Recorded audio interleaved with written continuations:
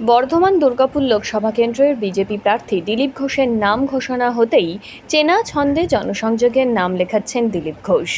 আজ মঙ্গলবার সিটি সেন্টারের হোটেল থেকে বেরিয়ে চতুরঙ্গ মাঠে প্রাতঃভ্রমণে যান এবং সেখান থেকে সিটি সেন্টার এলাকা ঘুরে ফের চতুরঙ্গ মাঠে এসে প্রাতঃভ্রমণকারীদের সাথে কথা বলেন।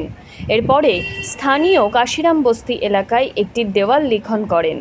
তারপর মেন গেট এলাকায় চায়ে পায়ে চর্চায় যোগ দেয় দিলীপ ঘোষ।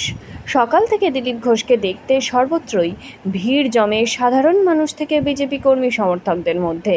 তার পরবর্তীতে তিনি সাংবাদিকদের সঙ্গে মুখোমুখি হন এবং তিনি যা বলেন শুনুন। পুলিশ অফিসাররা যেমন কাজ করবে তেমন তার সঙ্গে ব্যবহার হবে। দিলীপ ঘোষ কোনোদিন পুলিশ নিয়ে কাজ করেনি, পুলিশের সঙ্গে যোগাযোগ রাখে না, কোনো পুলিশ অফিসারের সঙ্গে কথাও বলে না। আপনি দেখাতে পারবেন না কোথাও। আমি বিনা কারণে সমালোচনাও করি না। ওরা ওদের ডিউটি করছে, আমরা সামনে পড়ে গেলে গাড়ির নিচে পড়লে কি হয় লোকের, তাই হবে। তৃণমূল প্রার্থী বলছে পঞ্চায়েত নির্বাচনে যে স্মৃতি এখনো টাটকা, মানে অনেক পুলিশ দাঁড়িয়ে থেকে বুথ লুট করিয়েছে আপনার লোকসভা বিভিন্ন এলাকা জানি সারা পশ্চিমবাংলায় করেছে, আর সে রেকর্ড আছে আমাদের কাছে কে কি করেছে। যদি সুধরে না যায় তাহলে আমরা সুধরে দেওয়ার চেষ্টা করব।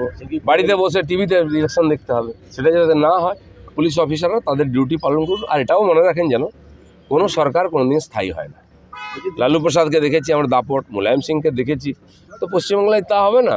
খুঁটির জোরে যে ভেড়া লড়ে, সে ভেড়া বেশি দিন লড়তে পারে না।